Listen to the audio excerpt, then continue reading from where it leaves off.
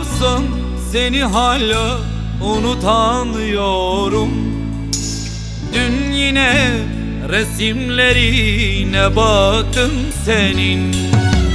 Ağladım, ağladım, gözümde yaş kalmadı.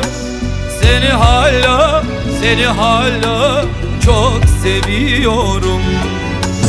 Ağladım, ağladım, gözümde yaş kalmadı. Seni hala çok seviyorum.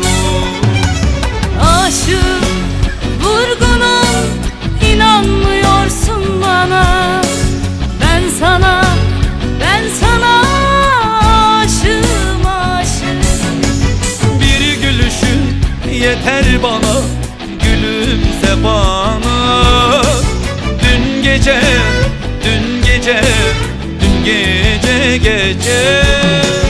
bir gülüşün yeter bana, gülümse bana. Dün gece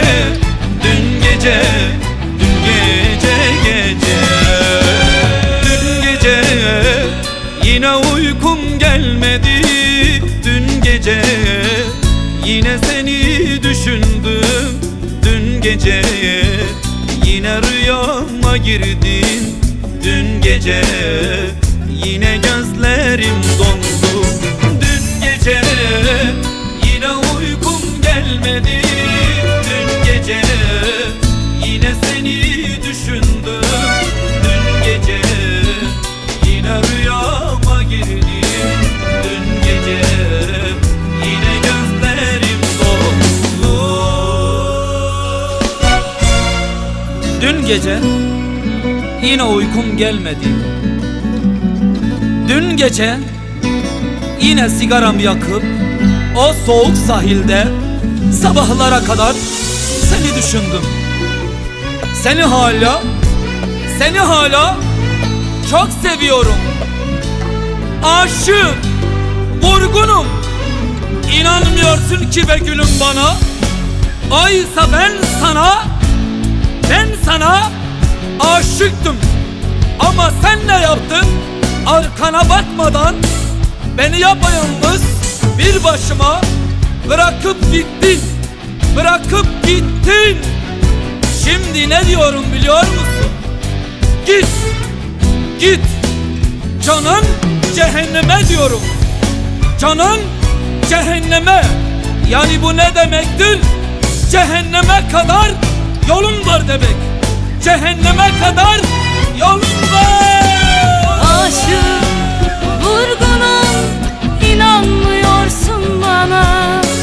Ben sana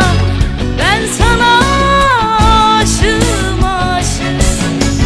Bir gülüşün yeter bana, gülümse bana.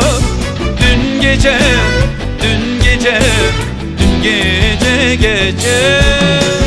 bir gülüşün yeter bana, gülümse bana. Dün gece